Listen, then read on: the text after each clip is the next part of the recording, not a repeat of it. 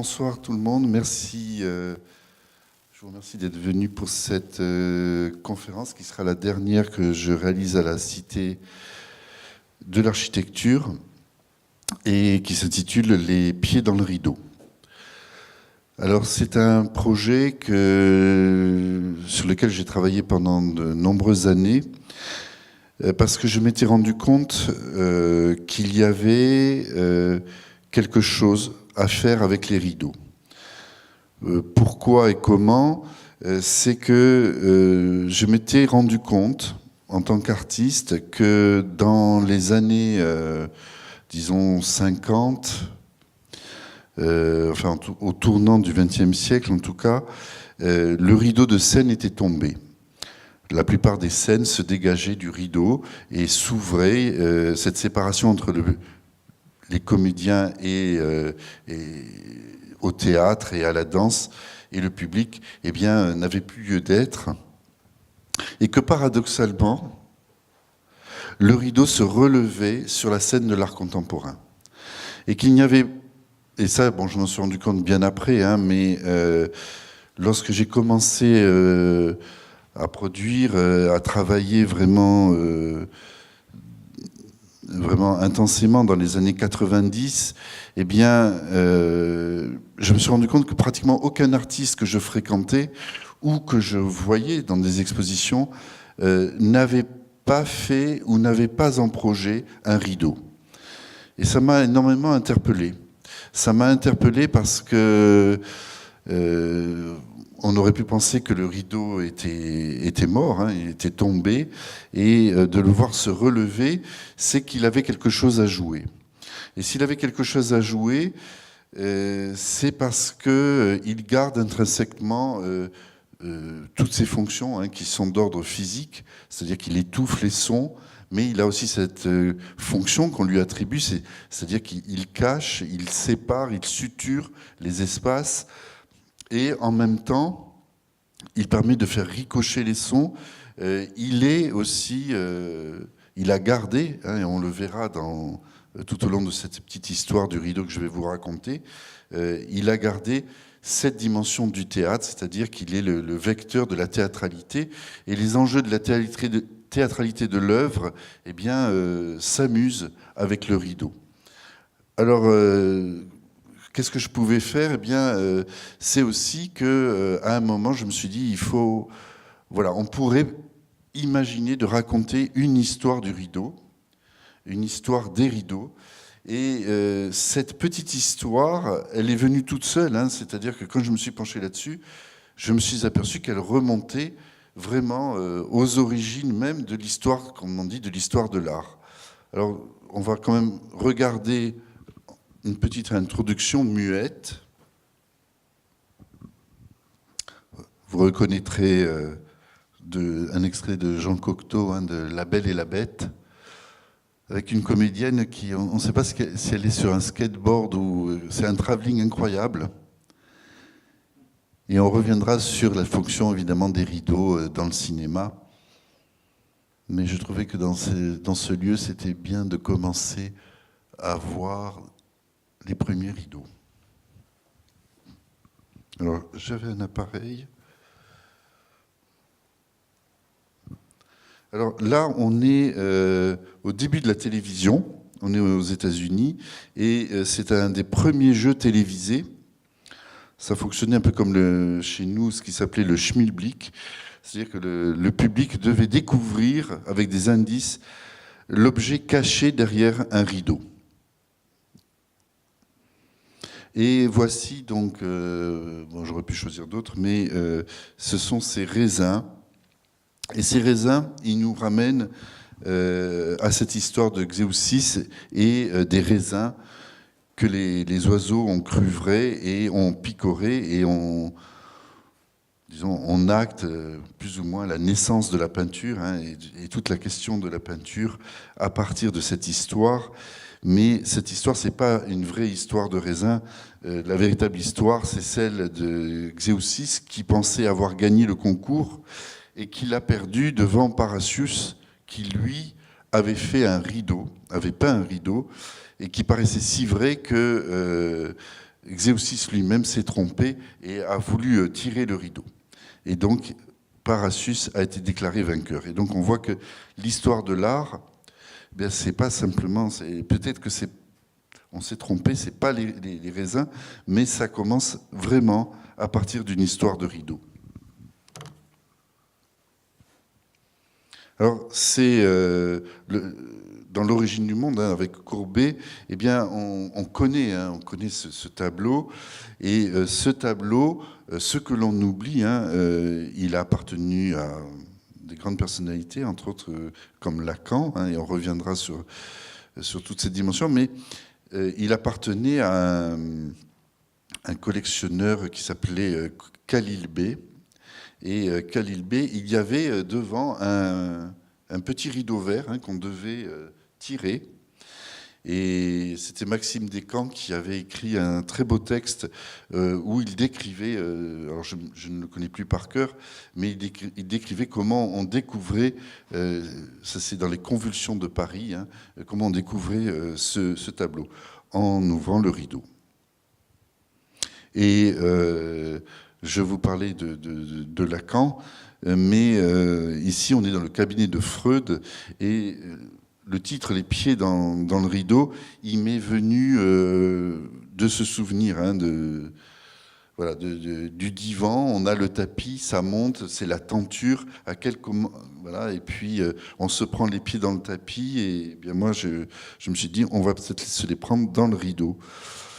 Et comment encore avancer? Eh bien, voilà, c'est qu'on pourrait raconter. Hein, je ne vais pas le faire jusqu'au bout, mais j'essaye de montrer qu'on pourrait le faire. On pourrait raconter une histoire de l'art qu'avec une histoire de rideau.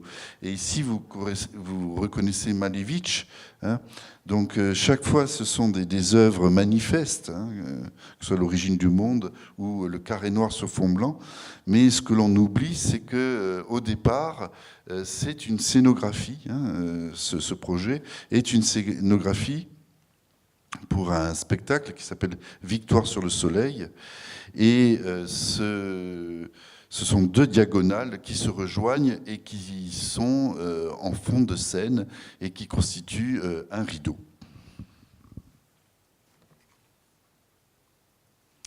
Alors on retourne au théâtre, et au théâtre, on a des rideaux extraordinaires qui ne sont plus des rideaux dans leur fonction d'ouvrir ou de fermer la scène, mais qui prennent en compte une vraie dimension conceptuelle.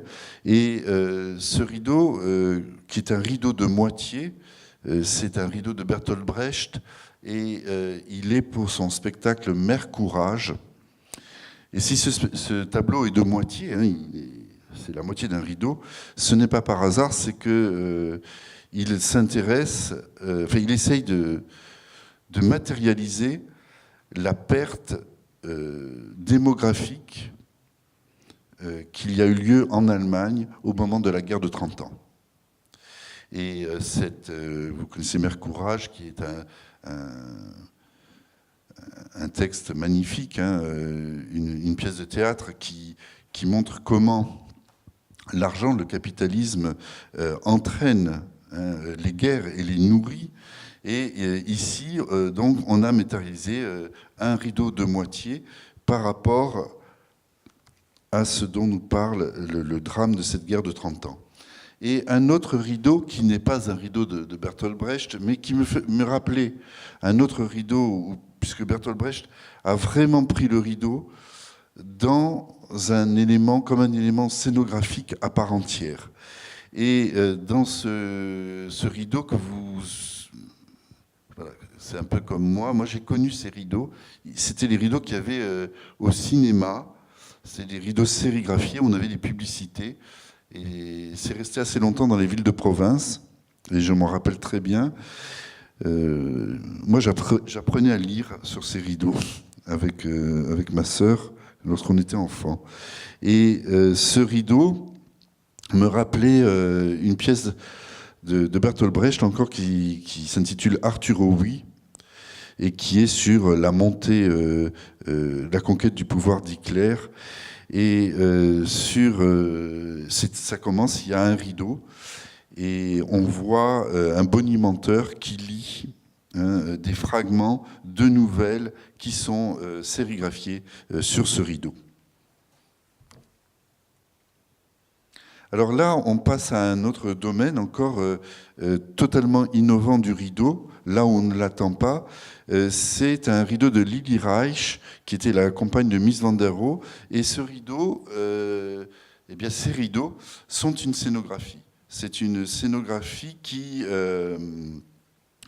sert à présenter, pour la première fois, c'est la première exposition du mobilier du Bauhaus. Donc cette exposition était en Allemagne et ensuite elle est allée aux États-Unis où elle a été difficilement reçue puisque la guerre était déjà déclarée. Et c'est à cette occasion que Mies van der Rohe est restée aux États-Unis et Lili Reich, elle, a rejoint l'Allemagne. Alors, cette scénographie, elle a eu un impact très important. Elle avait un intitulé, cette architecture, c'était Silk and Velvet, cette exposition. Et elle a été reprise dans les années 2000, lors d'une exposition à Bristol, avec des artistes comme Tacita Dean, Douglas Gordon, dans cette exposition qui s'intitulait Curtain Show. Et cette exposition reprenait, vous avez vu, on le voit bien, le dispositif qui était repris ici. Alors là, c'est encore une variante du rideau, puisqu'on verra des rideaux sous toutes leurs formes, et puis j'imagine que chacun d'entre nous a son rideau caché. Ici, c'est ce que j'appelle le rideau d'eau. Le rideau d'eau, c'est la chute d'eau avec Marcel Duchamp, mais on la retrouve dans beaucoup de dispositifs artistiques. Et ça nous amène évidemment au mur rideau. Alors le mur rideau, je voudrais juste vous lire un petit passage de sa définition, une très belle définition donnée par Jean Prouvé. J'ai imaginé une nouvelle façon de faire l'architecture, une nouvelle façon de mettre en œuvre des matériaux. Alors qu'on ne construisait que des immeubles dont les murs étaient porteurs, j'ai imaginé des immeubles structurés différemment. Ils comportaient une structure en métal ou en béton, comme un être humain comporte un squelette, auquel il fallait ajouter le complément logique d'un squelette, l'enveloppe.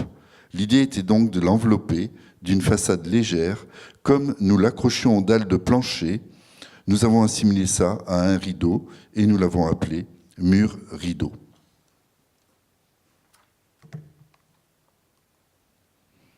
Alors là, encore une fois, comment le rideau fait manifeste, on l'a vu pour la peinture, on l'a vu maintenant pour la sculpture, et surtout l'art minimal.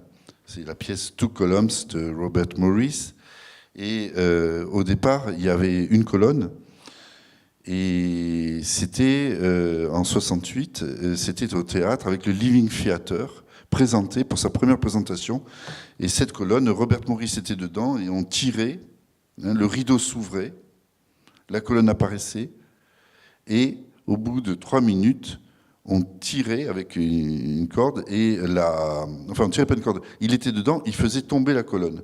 Mais je sais plus, il s'est blessé, il s'est cassé le bras donc ça s'est pas très bien passé. Et ensuite, il y avait une corde et il tirait la colonne qui tombait. Donc la naissance le statement du minimalisme, c'est avec la colonne et il y a le rideau qui acte la dimension théâtrale, la dimension du spectacle, de la performance. Alors là, on va aborder d'autres rideaux. On est avec Rembrandt, et c'est le lit à la française avec ce qu'on pense à l'étranger de la France, notre côté. Moi, j'aime bien le regard concupiscent de Madame sous les rideaux. Et là, on a encore le rideau dans une dimension très évocatrice d'un point de vue sexuel, puisque c'est le verrou de Fragonard. Et on voit très bien le phallus, le rideau là qui monte rouge, et les oreillers. Alors c'est pas moi qui le vois, c'est l'analyse qui en est donnée par les conservateurs et historiens de l'art. On voit les seins par les coussins, qui signifient les seins. Et évidemment, le verrou comme métaphore de l'acte sexuel. Alors là, c'est un autre tableau du Tintoret, c'est le viol de Lucrèce par Tarquin. Et j'aimais beaucoup le côté de la chute donnée par les drapés et qui est accentué par le collier de perles, où on voit ricocher les perles tout le long de ce drapé, de ce rideau. Voilà une autre version, pompier, de boucher. Et puis on arrive à l'architecture, évidemment, qui, du mur-rideau, est allée pour faire vraiment le mur-rideau. C'est la pièce célèbre, l'architecture célèbre de Shiguraban. Et ici, une œuvre d'un artiste qui s'appelle Vincent Aulinet. Donc c'est un lit à baldaquin avec ses rideaux qui avait comme vocation de s'user, de pourrir dans le jardin des Tuileries. Au moment de la FIAC, il y a dans le parc des Tuileries des installations qui ne sont pas pérennes, mais qui sont là. Toujours dans la peinture, ça c'était une grande tradition. Alors là, c'est le rideau en trompe-l'œil, c'est pas un vrai rideau. C'est Adriaan van de Spelt. Et ici, Michel Blasi avec un rideau qui est réalisé simplement avec des fils de colle qui descendent le long de ça. Voilà. Alors les rideaux, on les trouve dans tous leurs états. Et il y a un rideau que j'ai trouvé assez fascinant. C'est le moment des rideaux dans le cinéma. Et il y a plusieurs films où le rideau ne sert pas à occulter simplement, mais on va faire des vêtements. C'est-à-dire qu'on s'essaye au stylisme avec le rideau. Et ici, vous reconnaissez le film, la séquence de Autant on emporte le vent, lorsque Scarlett se trouve fort démunie. Et comme elle veut aller au bal, bien, elle va prendre les rideaux, les tentures et se réaliser cette robe. Voilà ce que ça donne. Et on a dans la mélodie du bonheur aussi les vêtements qui sont conçus, confectionnés à partir des rideaux. Alors ça, c'est tout à fait autre chose. C'est quelque chose d'assez incroyable. C'est Miss Rideau de douche. C'est-à-dire que tous les ans, vous avez, lors du Festival de Cannes, il y a un site internet et il y a des gens qui votent et on élit la star la moins bien habillée. Et elle est donc le rideau de douche, c'est considéré comme voilà, c'est une connotation péjorative pour quelqu'un qui est mal habillé, être habillé avec un rideau de douche. Donc ça, c'est la comédienne célèbre, là, c'est celle de X-Files, là, je ne sais, Gillian. Oui, voilà, ça va me revenir. Mais on en a eu plusieurs. Vous allez voir, il y a Angelina Jolie qui l'a eu. Chaque année, il y a un prix.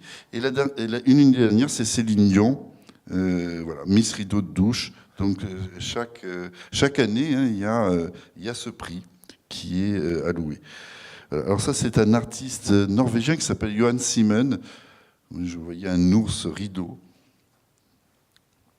Et puis, je ne sais pas si vous connaissez ce coiffeur artiste, le Mindu, qui est un coiffeur artiste français qui, entre autres, est célèbre surtout en Angleterre. Et c'est lui qui a coiffé Lady Gaga. Et donc, il organise des défilés avec ses coiffures rideaux. Magnifiques. Alors ça, c'est un artiste polonais qui s'appelle Cezary Bojanowski, qui est un ami. Et lorsqu'on était pour la Biennale de Jérusalem, il avait réalisé cette œuvre sur la plage de Tel Aviv. Et ici, une des toutes premières œuvres de Félix González Torres, qu'on va retrouver plus tard. Alors, la dimension du rideau, évidemment, elle se joue à plein de niveaux, mais il y a aussi une dimension, la dimension théâtrale et la dimension glamour du rideau, qu'il ne faut pas oublier. Ici, on est à Las Vegas, encore une fois par an, pour le congrès des sosies d'Elvis, hein, qui défilent les uns après les autres. Donc toujours dans le cinéma, et on retrouve la star des stars du glamour, hein, qui était Sid Charisse, où les rideaux, les tentures jouaient la volupté, l'érotisme, la sensualité. Voilà. Alors là, on est avec un autre rideau qui scande l'histoire, hein, nos histoires des modes, et c'est un rideau pop avec Brigitte Bardot. Et puis Les Amants de Magritte. Et Ivo Medjev, qui est un chorégraphe hongrois ou bulgare, je ne peux pas être assez précis, qui présente un très beau solo avec comme partenaire tout simplement le rideau. Loïc Fuller, évidemment, pour la danse, hein, dans la danse et le rideau. Et Ecclus, ça s'appelle, c'est Linda at Curtain, c'est un photographe américain. Voilà. Et puis le rideau, il se joue évidemment comme il nous protège, il ouvre la scène et tout, mais il est aussi l'écran. Et ici, on est à Fukushima, le lendemain de la catastrophe, et il faut essayer de réparer. Et ces pauvres hommes pensent que ce rideau va les protéger, et on sait qu'il n'en sera rien. Alors là, c'est une très belle pièce d'un artiste que j'aime beaucoup, qui s'appelle Jim Cho. Alors vous allez me dire, mais les rideaux, bien, on ne les voit pas beaucoup. Vous en voyez un sur le fond, là. Et il y a deux rideaux. Il y a celui de Picasso et sur le côté, celui de Dali. Hein, 14 juillet, et puis celui de Dali, je ne me souviens plus l'intitulé. Et ce qu'il a fait, c'est qu'il a sorti les personnages des tableaux pour les mettre comme ça, en miroir des deux tableaux. Donc c'était au printemps de septembre à Toulouse. C'est aux abattoirs. Et puis, on arrive sur un côté du rideau qui est la notion de secret. Hein, comment le rideau, c'est le territoire de l'illusion. Et évidemment, les magiciens et le grand Houdini fera un usage très important du rideau. Et on verra, entre autres, avec ce numéro, ce tour. Vous savez que les tours de Houdini ont tous été publiés par son assistant, hein, dans un livre. Et ce célèbre tour, c'est extrait, hein, de cet ouvrage, vous explique comment l'un des tours les plus célèbres, c'était qu'il faisait disparaître un éléphant. Et donc, cet éléphant disparaissait, et au début, on a pensé qu'il y avait une trappe, mais bon, dessous, il y avait de l'eau, la Tamise. Donc, vraiment impossible. Ce qu'il y avait, c'est qu'il utilisait un rideau, mais pas un simple rideau qui tombe comme on peut penser. Il a inventé à cette occasion ce qu'on appelle le store. Vous voyez, il y a un ressort en haut, et c'est-à-dire qu'en une fraction de seconde, vous avez un écran qui tombe. C'est le principe du rideau, mais en accéléré. Eh bien, ce principe, vous allez me dire, oui, mais on pouvait toujours le voir, puisque c'est quand même une fraction de seconde. Eh bien, l'ingéniosité et le génie même de Houdini, c'est que lorsqu'il l'actionnait, il tirait un coup de feu. Et en tirant un coup de feu, vous cligniez des yeux, et évidemment, vous n'aviez pas vu le subterfuge de l'écran qui était tombé.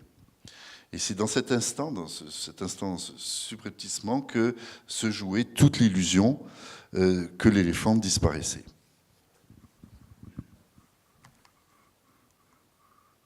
Alors ça, c'est Simone Decker. On est à Venise, à la Biennale. C'est un rideau chewing-gum. Et puis, on retourne à cette dimension. Alors, ça, c'est une expression grimper au rideau. C'était un grand mystère pour moi. J'ai travaillé là-dessus, hein, parce que puis je me suis fait aider aussi, hein, par des amis, parce qu'il y a deux définitions de grimper au rideau de cette expression. L'une, c'est la peur, hein, donc on grimpe au rideau, c'est qu'on a eu une frayeur, mais c'est aussi l'orgasme, hein, le plaisir sexuel fait que on dit qu'on a grimpé au rideau. Alors ici, Madame a vu le diable voilà, et Monsieur était tétanisé, mais elle grimpe au rideau. Et j'avais voilà. Et puis là, il y a les séances de spiritisme. On revient au secret. On se camoufle. Première photographie de spiritistes. Un groupe de musique qui s'appelle Curtain, tout simplement. Et Laure de Chimay, qui était la première dame à la cour de Marie-Antoinette, donc qui ouvre légèrement le rideau pour se retrouver dans le film de Sofia Coppola, Marie-Antoinette, où on vient voir si la nuit de noces a bien été consommée. Et on y trouve un squelette. Non, c'est pas un squelette, c'est tout simplement une tringle. Alors là encore, pourquoi dans notre...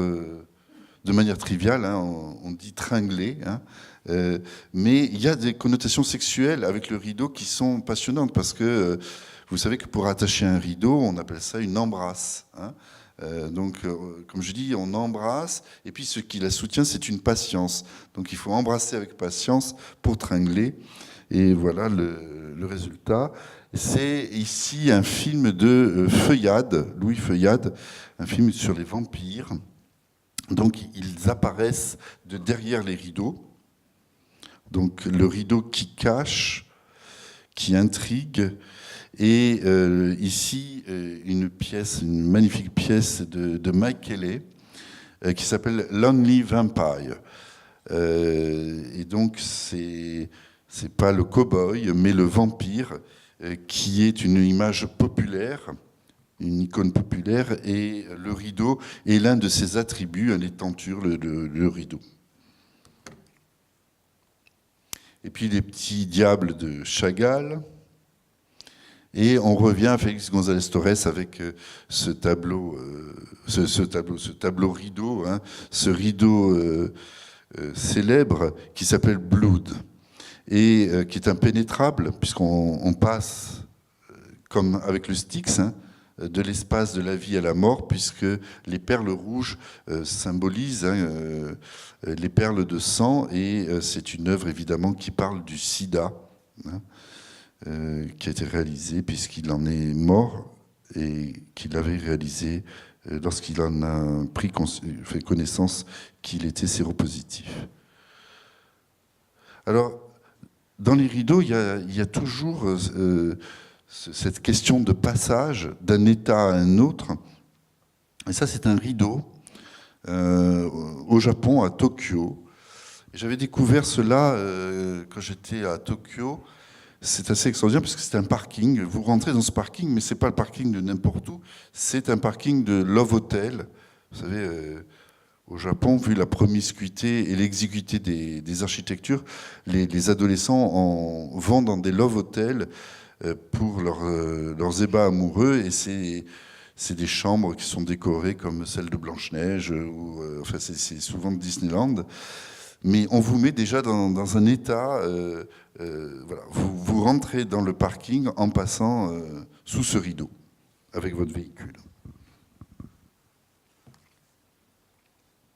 Et on est toujours au Japon, dans une maison de joie où on voit que les amants sont séparés par voilà, ces claustras. On voit ces petits. Et puis là, on est avec des prostituées à Madagascar qui, encore aujourd'hui, séparent les chambres avec cela. Et puis là, c'est un très beau film qui s'appelle Le Rideau de Fuzuma, qui est le film qui a vraiment consacré le cinéma japonais érotique, hein, et dont toute une partie est filmée à travers les claustras. Là, c'est Robert Milly, un artiste contemporain, encore, et Matisse, le rideau égyptien. Et on reste en Égypte avec un péplum, hein, c'est Yul Brynner dans les 10 commandements. Alors là, il y avait évidemment le péplum et toute cette période du cinéma hollywoodien a usé et abusé du rideau. Hein, mais on verra que ça continue avec Bollywood. Hein. Là, on est dans un extrait d'un film, je ne me souviens plus l'intitulé, mais vous avez des rideaux qui continue, hein, alors qui joue le rôle. Nous, on a substitué la porte, hein, qui s'ouvre et qui se ferme, mais là, voilà, les intrigues se passent derrière ou devant, mais le rideau est incontournable de toute la narration. Alors ça, c'est une autre œuvre évidemment célèbre. Hein. On est chez Iris Clair, on est dans les années 60-70. C'est avec Yves Klein, le degré zéro de la peinture. Et puis on continue avec d'autres artistes contemporains. On est au Met, hein, j'aimais beaucoup cette image. Là, c'est le rideau un peu comme une caverne. Hein, on est pris entre les tentures et cette question de l'illusion, une sorte de caverne de Platon, simplement avec des rideaux. Et puis ici, c'est un rideau que vous aviez déjà découvert en entrant dans la salle. C'est un rideau ivre.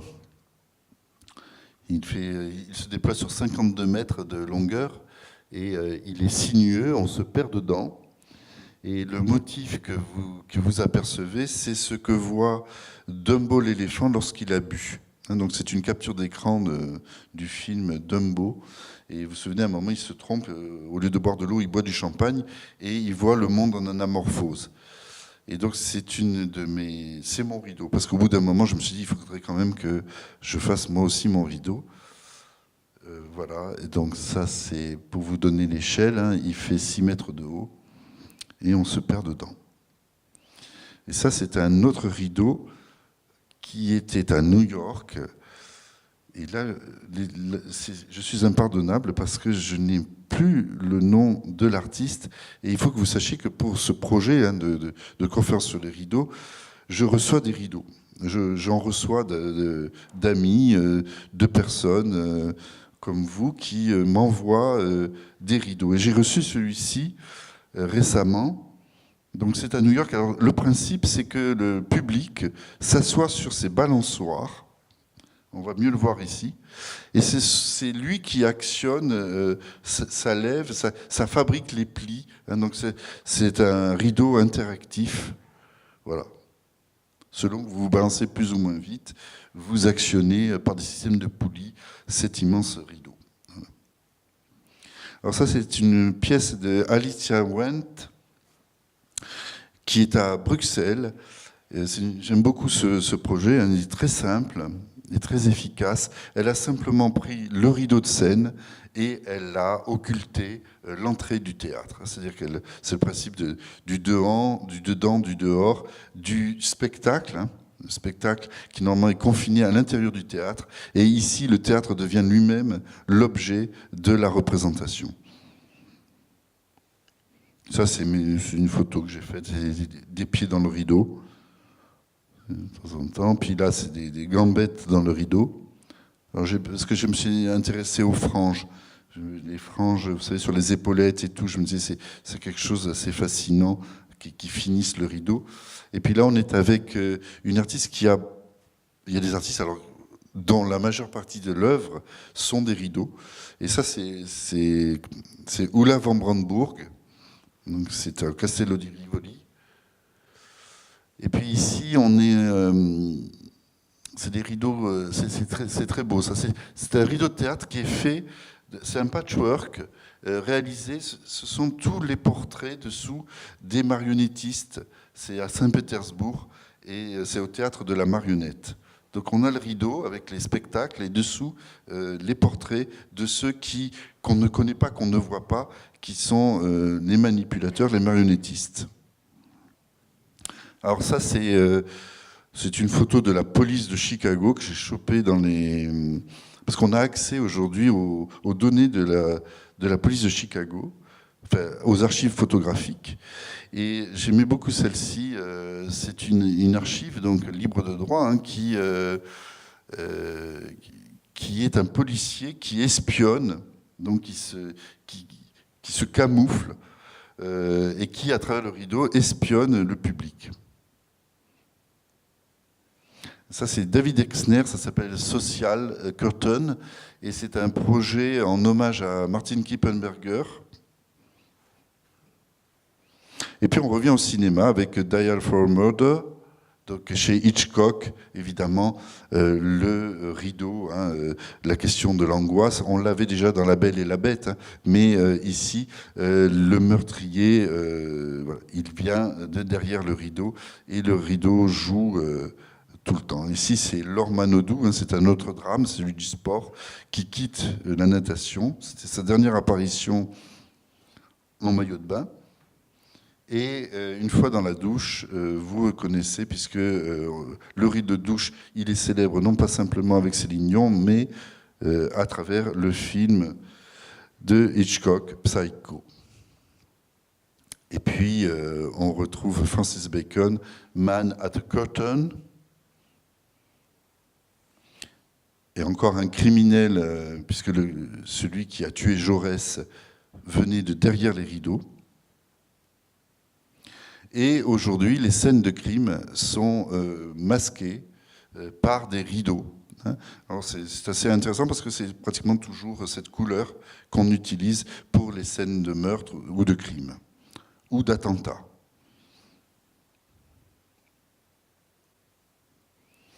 Alors là, c'est un film que vous connaissez qui s'intitule Diabolique, mais il parle d'un roman, Le rideau cramoisi de Barbé d'Aurevilly, et qui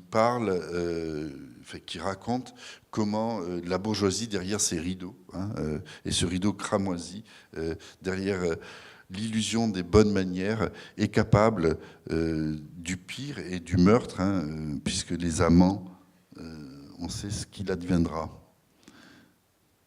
Alors, pourquoi, voilà. Alors là, les repentis aujourd'hui, hein, les repentis de la mafia, entre autres, eh bien, témoignent derrière des paravents, des rideaux. Et ici, on est avec Heimo Zobernig, un magnifique rideau. On est au CAPC de Bordeaux. Ici, un rideau légèrement ouvert, c'est une peinture de Degas, donc à l'opéra. Et ici, le salut des marionnettistes vietnamiens, qui sont les marionnettistes aquatiques, hein, c'est marionnettes dans l'eau. Et à la fin du spectacle, le rideau s'ouvre pour le salut des acteurs. Sonia Delaunay. Et de nouveau, Ulla van Brandebourg, toujours dans ces rideaux. Alors, c'est des rideaux qui sont là pour reposer la question de la modernité, hein, à travers le motif de Sonia Delaunay. Et puis, ce célèbre tableau de Picasso qui s'appelle Parade. Et la musique d'Éric Satie, hein, ce spectacle total, hein, du début du XXe siècle, et repris plus de 50 ans après, en face, c'était au Châtelet, et là on est au Théâtre de la Ville, et c'est Marco Berrettini, un ami que j'aime beaucoup, un chorégraphe, qui avait fait ce spectacle, qui a été très mal reçu sur la scène parisienne. Ce spectacle dont le principe était que il s'intitulait No Paraderan, hein, donc contre parade, et il y avait le rideau jouait un rôle magnifique. C'est que lorsque vous veniez, le début du spectacle, vous pouvez très bien imaginer qu'il y avait le rideau de scène qui était ici, et puis à la fin, au bout de 2 heures, le rideau était en fond de scène. Mais on ne s'était rendu compte quasiment de rien. Parce que de manière la plus infime possible, le rideau reculait. Et donc le rideau ouvrait la scène, non pas en s'élargissant de manière traditionnelle, mais c'était je veux dire, un rideau métronome, hein, c'est le rideau qui donnait le temps du spectacle. Et j'aimais beaucoup ce projet d'avoir intégré le rideau comme mesure du temps de l'œuvre.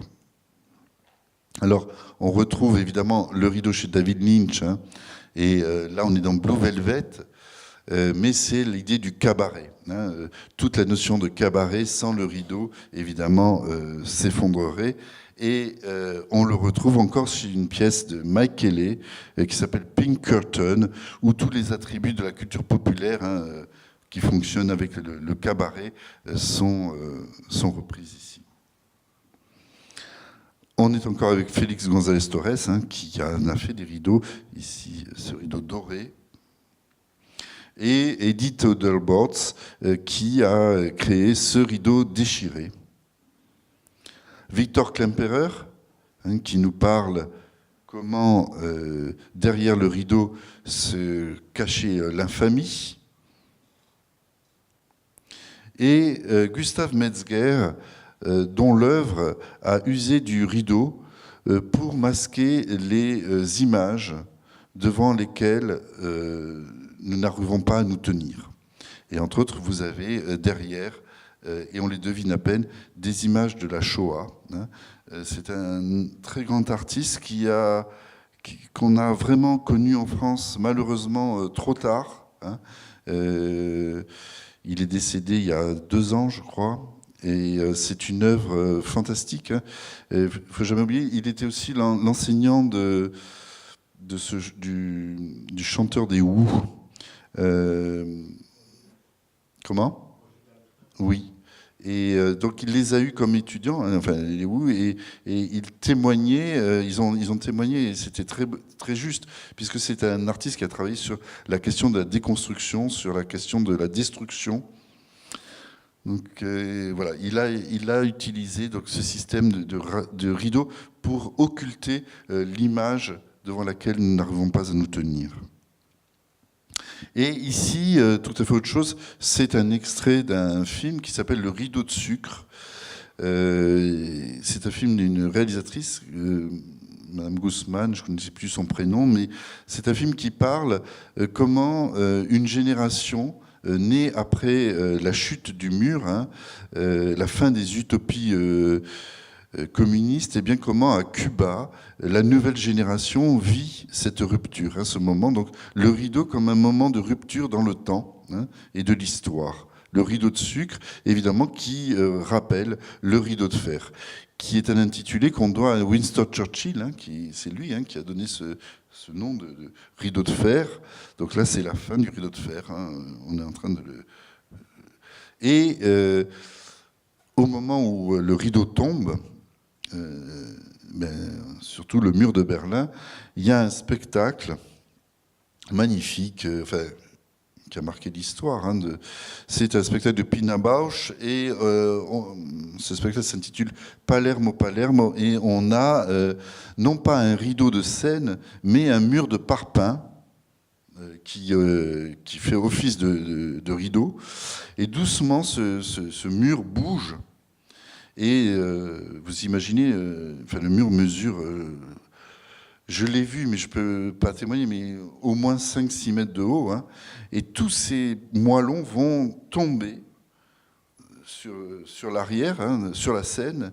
Et c'est dans ces décombres que les danseurs, pendant 2 heures, 2 heures et demie, vont évoluer. Et les gens qui sont devant sont couverts de poussière. Hein, c'est quelque chose de magnifique. Et justement, à un moment, eh bien, ce mur rideau, ce rideau mur prend un écho historique, à la fois dans le champ de l'art et politique. Alors là, on est avec les Ramones, mais on aurait pu être avec les Leonard Cohen, on aurait pu être avec les Stones aussi. C'est pour parler de Phil Spector, qui a créé la nouvelle façon d'enregistrer en créant ce qu'il appelait le rideau de son. Alors après, ça a été traduit en mur de son, mais ces rideaux de son, c'était une nouvelle façon d'enregistrer en empilant les différentes couches sonores. Ça, c'est un artiste qui s'appelle William Leavitt qui a fait. Donc, il y a la musique, c'est Gothic Curtain, avec la musique gothique. Et ici, c'est Reggie Love. Alors, vous vous souvenez pas de lui, et j'aurais pu en prendre d'autres, mais je l'aimais bien, Reggie Love. Et Reggie Love, c'est l'homme de l'ombre. C'est celui qui écrivait les discours de Barack Obama. Et je voulais aborder cette question à un moment du rideau parce que je l'ai observé alors qu'aujourd'hui on est à l'heure des réseaux sociaux, de la dématérialisation, que les conditions de représentation changent, évoluent. Il y a Instagram, il y a tout, mais il y a une constante, c'est le rideau. C'est-à-dire qu'il n'y a pas une campagne politique qui n'use pas et qui n'abuse pas du rideau. Et donc, j'aurais pu prendre, pour notre président, pour Macron, mais j'aurais pu le prendre, vous allez voir, il n'y a pas un homme politique qui ne met pas en place la théâtralité, la représentation du pouvoir, sans user du rideau. Alors là, on est en campagne, hein, c'est la campagne de Barack Obama, donc il va entrer en campagne, et puis là, il sort de la campagne, c'est l'intronisation, hein. Donc ça y est, il est président, il vient faire son discours. Et là, on est, c'est la fin de la guerre froide avec un petit rideau, hein, il y en a toujours un au-dessus qui trône avec Medvedev. Voilà. Et là, c'est un artiste qui a simplement, c'est Thilo Schulz et c'est une œuvre qui s'appelle Cold War. Donc des rideaux, Cold War. Frida Kahlo, lettre à Trotsky, autoportrait au rideau. Et puis, dans les hommes politiques, ça continue, c'est pas une exclusivité française, hein, c'est pas que notre héritage à nous. On est en Afrique et on est avec Ali Bongo, son investiture, fils d'Omar. Et moi, j'aimais beaucoup cela parce que bon, il y a un rideau vernaculaire hein, derrière, mais surtout c'est que lui-même fait rideau à son chef d'état-major. Vous voyez les épaulettes derrière. Et faire rideau, c'est une expression. Hein. Alors là, on est avec Kim Jong-il. Hein, donc le père, hein, c'est le père, c'est le 1, c'est pas le 2. Alors ça, c'est un site d'activistes sur Internet qui lutte contre la censure. Et tous les ans, ils publient une sorte de calendrier, donc on peut télécharger, et avec tous ceux qui censurent Internet. Et donc, vous voyez là, donc, c'est grimper au rideau, c'est vraiment avoir peur, c'est pas l'orgasme, mais il y a une souris en bas et il a très peur et il grimpe au rideau. Voilà. Alors ça, c'est un rideau social, hein, il divise la première classe, en fait, le business class, on appelle, et ceux qui sont derrière, voilà. Hein, vous connaissez tous. Ce que je trouve très, très rigolo, c'est à la fois ironique, hein, si c'est pas cynique, c'est qu'on continue à séparer les gens dans les vols domestiques. La seule chose qu'ils ont en plus, c'est les mêmes sièges, c'est les mêmes conditions de vol. La seule chose qu'ils ont en plus, c'est que j'étais là, j'ai pris l'avion l'autre jour, on leur donne une bouteille d'eau, voilà, une petite bouteille d'eau, mais voilà, mais on continue à utiliser ces rideaux. Ça, c'est l'isoloir. Hein. Alors, l'isoloir, c'est. On oublie que le vote, ce n'est qu'à partir du XXe siècle qu'il y a l'isoloir pour voter. Avant, le vote n'est pas secret. Et là, on est avec une œuvre qui était à la Biennale de Venise, et qui est une œuvre d'un artiste africain, El Anatsui, qui est constituée de canettes, hein, de boissons, donc une multitude. Il est tressé là-dessus sur les reliques de la société de consommation. Bon, ça c'est déjà vieux, mais c'est le pouvoir, le spectacle, c'est voilà, Madame Sarkozy qui cherche sa guitare. Et son mari, encore un homme politique, c'est le congrès de Versailles, hein, qui... voilà, alors, on a les rideaux, et puis là, c'est Paola Pivi, c'est son petit rideau, très beau. Encore un homme politique, hein. Je n'ai pas besoin de vous dire qui c'est, mais on a le rideau. Il sait qu'il est battu. Donc c'était une très belle image, je l'avais retenue. Et puis, voilà, encore une fois, là c'est une sculpture de cire de Mao, présentée, elle est présentée comme ça, on la voit à travers la fente d'un rideau. Alors là, on va aller ailleurs, c'est le rideau et ses mensonges. Hein, parce que le rideau, c'est aussi le lieu... Voilà, on cache des choses, on peut cacher des choses.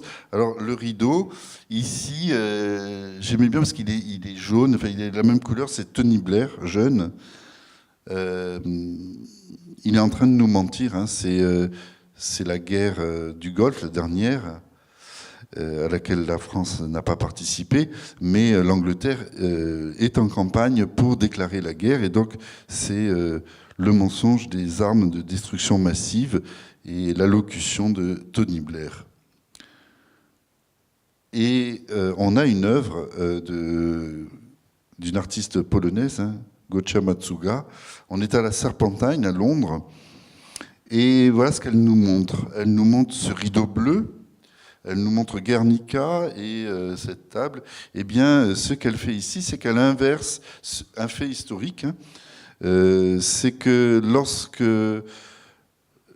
Bush a déclaré la guerre à l'ONU, eh bien, ses communicants lui ont dit « Attendez, Monsieur le Président, c'est impossible, on ne peut pas déclarer une guerre devant la tapisserie de Guernica », puisqu'il faut savoir que Rockefeller avait commandé à Picasso la tapisserie à partir de son célèbre tableau. Et donc, ils ont occulté la tapisserie avec un rideau bleu, de façon à ce que toutes les télévisions du monde n'aient pas une déclaration de guerre avec comme fond Guernica. Et Gosia Matsuga remet comme les choses auraient dû être, bon, évidemment de manière réduite, à la Serpentine, le dispositif. Alors là, un rideau de guerre, toujours. Alors ce qu'on appelle un rideau de fumée, hein, certains disent un écran de fumée. Alors ce sont des techniques, hein, de combat, hein, de dissimulation. Et puis ici, on a... voilà, il a été tué il n'y a pas si longtemps. C'était le bras droit de César Kawi, de Ben Laden. Et ça reste une image dont on n'a jamais su, on n'a jamais pu savoir si elle est vraie, si elle est fausse, si elle fait partie, dans quelle logique, puisque vous avez une idéologie, hein, on la connaît, et vous avez un rideau avec l'étoile de David imprimée dessus. Ici, on est à Béthalia, un camp palestinien, et vous avez derrière les rideaux les portraits des martyrs de la première intifada. Madame Clinton, qui était chargée des territoires occupés, et dans l'actualité récente, nous sommes à Alep avec cet immense rideau tendu pour se protéger des snipers. Ici, c'est une œuvre, c'est une photographie de Shirin Neshat qui s'appelle Only Woman. C'est un rideau qui sépare évidemment les hommes et les femmes dans un pays comme l'Iran. Elle a fait tout un travail sur cette séparation. Et ici, c'est formalisé par ce rideau. Un autre rideau, un mur rideau, hein, qui sépare une frontière à Tijuana, avec le Nouveau-Mexique, sur la plage. Et un manuel d'insurrection révolutionnaire qui s'appelle Grass Curtain, entre le Soudan du Sud et le Soudan du Nord. Sildo Merelech, donc c'est une œuvre qui s'appelle Cathédrale, avec des... Alors on la voit, excusez-moi, mais elle n'est pas de très bonne facture. Hein. Il y a des pièces en or, et il y a des os, hein, d'animaux qui sont pendus en haut. Et elle nous parle des conquistadors, hein, de la conquête et des souffrances subies par une population pour le fait qu'elles avaient de l'or. Toujours des rideaux, hein, pour délimiter des idées de frontières. Ici, on est sur la route de la soie, mais à un endroit précis. On est chez les Ouïghours, hein, un peuple qui se trouve à la frontière de la Chine et où il y a des gros problèmes, des grandes questions d'ordre géopolitique qui sont posées. Là, c'est le congrès du Parti communiste chinois et une très belle performance de Chantal Michel, hein, une performance au rideau qui reste comme ça pendant des heures. Alors, nous voici, on arrive maintenant où se trouve et se situe le rideau. Vous vous souvenez de ce film, Orange Mécanique, où Alex Delarge est condamné à regarder des images insoutenables. Et je voudrais, avant de continuer, vous dire que lorsque je travaillais sur ce projet, j'ai imaginé une exposition où justement on pourrait réunir toutes ces questions de rideaux et tous ces rideaux d'artistes, et je ne les ai pas tous, hein. Je ne peux pas être exhaustif parce que sinon je vous garderai bien plus que le temps imparti. Mais j'avais imaginé de faire une exposition qui serait comme un programme, c'est-à-dire qu'on montrerait que des rideaux d'artistes, et on pourrait voir celui de Mike Kelley, par exemple, pendant du mardi au mercredi, et puis celui de gens que je ne vous ai peut-être pas montré aujourd'hui, mais par exemple Paul de Vautour, qui en a un très beau, ou encore d'autres artistes comme Xavier Boussiron, d'autres personnes avec qui je partage beaucoup de points de vue. Et chaque rideau aurait son temps d'exposition. Si on voudrait voir l'exposition, il faudrait venir tous les jours, ou tous les 2 jours, ça dépend, et il y aurait un programme. C'est-à-dire que le rideau de l'artiste, qu'on dit d'art visuel, eh bien ce rideau prendrait le temps de celui du temps du spectacle. C'est-à-dire qu'il jouerait à cheval sur les deux. En tout cas, c'était le projet. Et donc je reviens à tout cela parce que cette question de rideau, eh bien, au bout d'un moment, cette obsession du rideau qui revenait sans cesse, je me suis vraiment posé la question et je me suis rappelé que le rideau, c'était pas simplement d'où il venait, notre premier rideau, et quel était le dernier.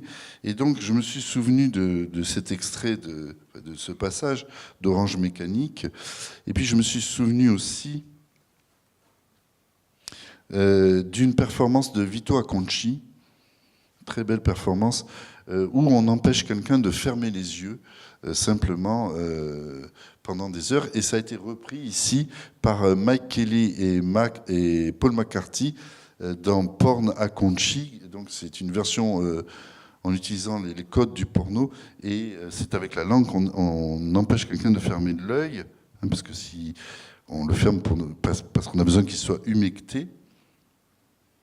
Et c'était de terminer avec The Hand, qui est une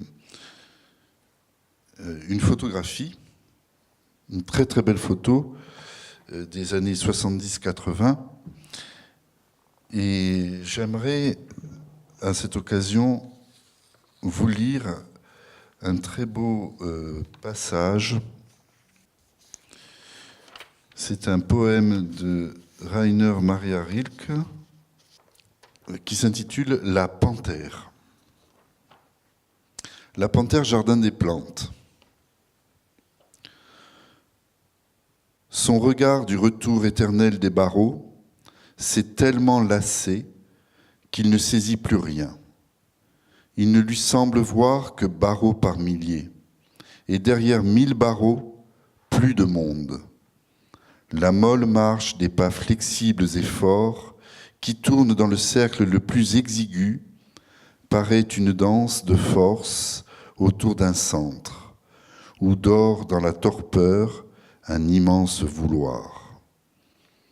Quelquefois seulement, le rideau des pupilles sans bruit se lève, alors une image y pénètre, court à travers le silence tendu des membres, et dans le cœur s'interrompt d'être. Merci.